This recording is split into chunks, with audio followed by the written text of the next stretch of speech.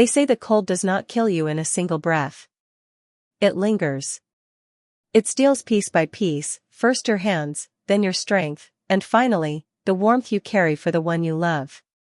I used to believe war's cruelest weapon was the bullet. But I was wrong. It was winter. Winter took my soldier. My name is Hannah. And once, I loved a man named Min-jun. We grew up in the quiet valleys of South Korea. Our love was not loud, not reckless, it was gentle, like the snow that falls without asking for permission. He was always the boy who carried my books, who carved little wooden birds for me out of scraps, who whispered that even if the mountains crumbled, he would always find me. But when the war came, promises grew heavy. The morning Min-jun left for the front, the ground was frozen solid. His boots crunched against the frost as he turned back to wave. I wanted to run to him, hold his hand, beg him to stay. But all I could do was smile through tears, pretending to be brave for him. I still remember his last words before the trucks carried him away.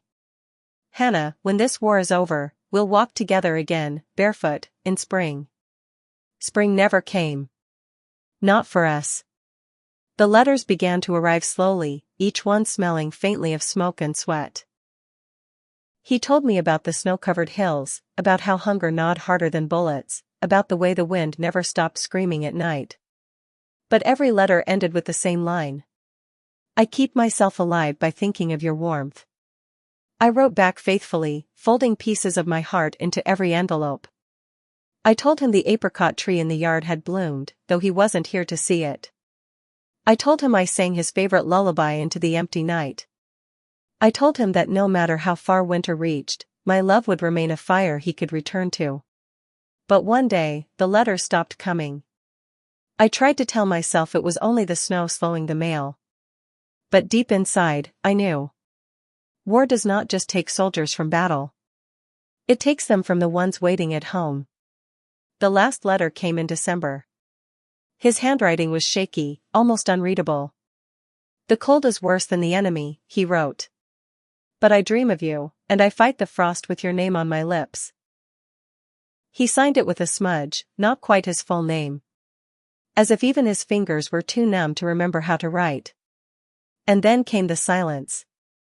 The silence that lasted longer than any winter I had known. One morning, a soldier came to our village. He was limping, wrapped in a thin blanket, his face hollow with hunger. When I ran to ask if he knew Min-jun, his eyes filled with tears. He told me my love had fallen in the mountains, not from a bullet, but from the cold. He said Min-jun had held on to a photograph of me until his final breath, whispering my name into the snow. I fell to the ground that day. And I swear, I could still feel his warmth lingering in my arms, even as the winter bit deep into my skin. People tell me time heals all wounds. But love is not a wound. Love is a scar that refuses to fade. Even now, when the snow falls, I imagine him walking toward me, his smile gentle, his hands reaching, his boots crunching against frost. But when I blink, the path is empty. Only winter remains. And so, this is how I remember my soldier. Not by his uniform. Not by the war that stole him. But by the warmth he carried for me, warmth that even winter could not truly take. Soft piano begins, fading gently. Min-jun, if you can hear me. I kept my promise. I waited. And though winter took you, spring still lives in my heart. Subscribe for more, if you enjoyed it.